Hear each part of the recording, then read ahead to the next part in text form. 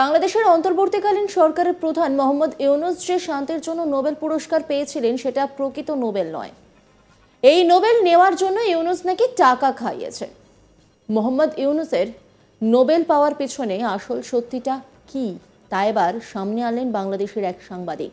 তিনি প্রকাশ্যে দাবি করছেন যে মোহাম্মদ ইউনূস নাকি টাকা খাইয়ে নোবেল পেয়েছেন। কি বিস্ফোরক মন্তব্য, একবার ভাবুন। আজ তাক বাংলাকে দেওয়া বিশেষ সাক্ষাৎকারে বেঈমান ইউনূসের নোবেল পাওয়ার পিছনের রহস্য সকলের সামনে ফাঁস করে দিয়েছেন তিনি বলছেন যে হিলারি ক্লিন্টনের সঙ্গে ইউনূসের ভালো সখ্যতা ছিল, আর তাই ইউনূস সেন্টার হিলারি ফাউন্ডেশনে অনেক টাকা দান করেছেন।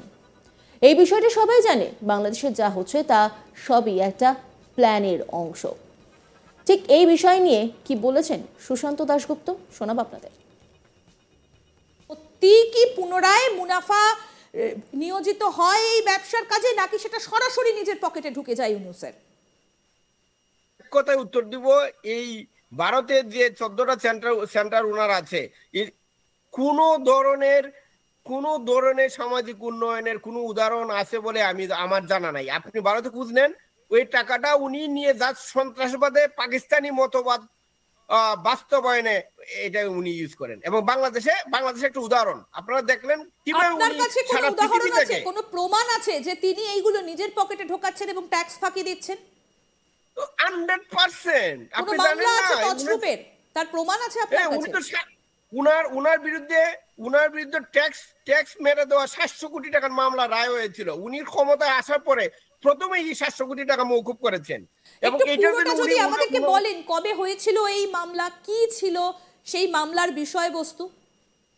এটা উনার যে গ্রামীণ ব্যাংক এবং উনি ব্যক্তিগতভাবে বিভিন্নভাবে প্রায় 700 কোটি টাকা ট্যাক্স দেন নাই বাংলাদেশ সরকারের। এই যে গত 1 বছর আগে এটা উনার বিরুদ্ধে রায় হয়েছিল, উনাকে এই 700 কোটি টাকা দিতে হবে সরকারকে। এবং এটা আপিলে ছিল, হাইকোর্টে আপিল চলতেছিল। এবং উনি সরকারে আসার পরেই, উনি এই অবৈধভাবে সরকারে আসার পরেই প্রথমে কি করছেন, একদম প্রথম 1 সপ্তাহের মধ্যে উনি সেই মামলা থেকে মওকুফ নিয়েছেন। আদারওয়াইজ তো উনি কনভিক্টেড, উনি কিন্তু একজন কনভিক্টেড আসামি, এই ট্যাক্স মেরে দেওয়ার মামলার আসামি। এবং এটা বেশি দিন আগের না, মাত্র 1 বছর আগের ঘটনা। এবং উনি কিন্তু ক্ষমতা আসার পরে প্রথম যেটা করছেন, এই ট্যাক্স মওকুফ করেছেন নিজের মামলা নিজে। এটা তো সারা পৃথিবী জুড়ে আলোচিত ঘটনা এবং বিশ্বের প্রায় সব দেশে এটা বিশাল নিউজ ছিল যে উনি কিভাবে ট্যাক্স মেরে দিয়েছেন, ট্যাক্স ফাঁকি মামলা হয়েছিল এবং উনি সরকারে আসার পরে এটা মওকুফ করেছেন। এটা তো প্রমাণিত সত্য, এটা লুকানোর কিছু নাই। সারা বিশ্ব জানে উনি 700 কোটি টাকা মেরে দিয়েছেন, এটা উনি সরকারকে ট্যাক্স দেন নাই। এটা তো ক্লিয়ার, একদম ক্লিয়ার, সবাই জানে এই বিষয়টা। বাংলাদেশের মানুষও এটা জানেন, কিন্তু তারপরেও তাকে কেন এরকম তত্ত্বাবধায়ক সরকারের মাথায় বসানো হলো যার বিরুদ্ধে এতগুলো অভিযোগ রয়েছে? এই যে আমি বললাম, উনি তো এই সামাজিক ব্যবসা থেকে যে টাকাটা ইনকাম করেন, এইটা সন্ত্রাসবাদে ইউজ করেন। এবং এই সন্ত্রাসবাদের মাধ্যমে সরকারে এসেছেন। তো বাংলাদেশের মানুষ তো সহজ সরল মানুষ, তাদের তো কোনো দোষ নেই। যারা উনি তো নিজেই এই মেকানিজম করেছেন। আপনি জানেন, উনি জাতিসংঘে নিজে স্বীকার করেছেন, উনি নিজেই এটা ডিজাইন করেছেন কিভাবে শেখ হাসিনা সরকারকে উনি উৎখাত করবেন, কিভাবে বাংলাদেশে পাকিস্তানি মতবাদ উনি বাস্তবায়ন করবেন, কিভাবে উনি হিজবুতি সরকার বাস্তবায়ন করবেন। এবং এই যে গুটি কয়েক হিজবুতিদেরকে নিয়ে উনি সন্ত্রাসবাদ করেছেন, পুলিশ মেরে ওভারব্রিজে ঝুলিয়ে রেখেছেন, কত মানুষ উনি মেরেছেন শুধুমাত্র ক্ষমতায় আসার জন্য। কিভাবে সম্ভব? উনি তো এই কাজগুলো করেই নোবেল জয় করেছেন, তিনি নোবেল উইনার একজন। না, আপনি জানেন, এটা কিন্তু মোটামুটি সবাই জানে যে উনার যে নোবেল নিয়ে কিন্তু বিতর্ক আছে। উনার নোবেলটা উনি ক্লিন্টন ফাউন্ডেশনের মাধ্যমে লবিং করে এনেছেন। আমরা কিন্তু এটা কিন্তু মোটামুটি সবাই জানে যে উনার যে নোবেল, এটা প্রকৃত নোবেল না, উনি এইটা নেওয়ার জন্য লবিং করেছেন। এবং বলা হয়ে থাকে, আমার কাছে প্রমাণ নেই, কিন্তু সবাই জানে এটা নিতে উনি টাকাও খরচ করেছেন। কত সালে কিরকম ভাবে এই কাজটা হয়েছিল আমাদেরকে যদি একটু বিস্তারিত বলেন। আমি বলি, গভর্নমেন্ট ছিল তখন।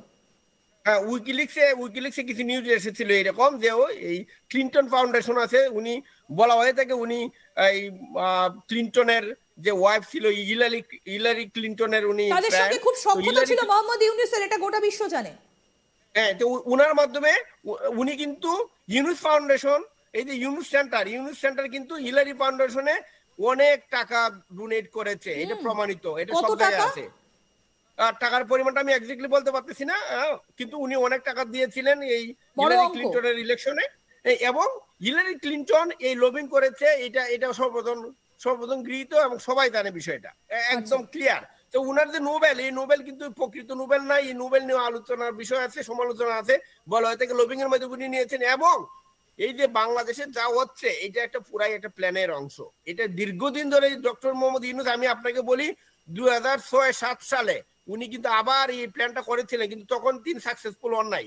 তখন তিনি কিন্তু গণশক্তি নামে একটা দল করেছিলেন, পরে উনি সাকসেস হন নাই। দেখুন, পর পর 2017 দেখালাম, 2018 দেখাচ্ছি, আরো আছে, দাঁড়ান, তালিকাটা এখানেই শেষ হয়নি, টোটাল 7টা আরো রয়েছে তালিকায়, এবং অন্যান্য দেশে দেখতেই পাচ্ছেন, মালয়েশিয়াতেও রয়েছে। তারপরে আমরা এইগুলোও দেখাবো।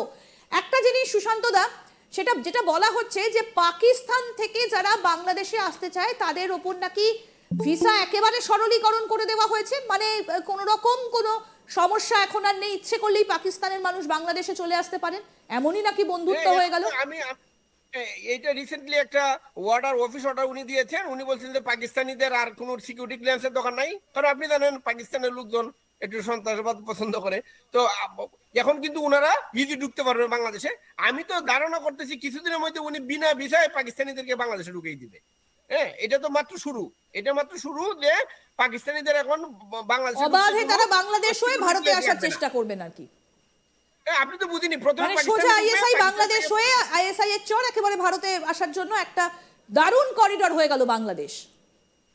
এটা এখন তো ক্লিয়ার বুঝাই গেল যে পাকিস্তান থেকে বাংলাদেশে আসবে বিনা ক্লিয়ারেন্সে, তারপরে ভারতে ঢুকে যাবে, গিয়ে ওইখানে আপনাদের দিল্লিতে বোম ছাড়বে। ভয়ঙ্কর বিষয়, এটা ভয়ঙ্কর বিষয়। নিশ্চয়ই এটা ভারত সরকারের কাছে এই তথ্যটা আছে এবং ভারত সরকার যথাযথ নিরাপত্তার ব্যবস্থা নিশ্চয়ই করবে। না, এটা আমরা আশা করি, কারণ মাত্র তো শুরু। দেখা যাবে কিছুদিন পরে বলবে যে পাকিস্তানি নাগরিকরা বিনা ভিসায় বাংলাদেশে ঢুকতে পারবে। এটা তার শুরু হলো আর কি, শুধুমাত্র সময়ের অপেক্ষা সেটা। হ্যাঁ, মাত্র শুরু, জাস্ট অপেক্ষা। মানে একটা কথা দাদা, যদি ইউনূস সত্যিকারের, ইউনূসের যে মাথায় প্ল্যান এবং যা যা বুদ্ধি, যা যা এঁটে রেখেছেন উনি, কুবুদ্ধি, বুদ্ধি তো নয় কুবুদ্ধি, যদি সত্যি সত্যি উনি প্রধানমন্ত্রী হয়ে যান তাহলে কি হতে চলেছে।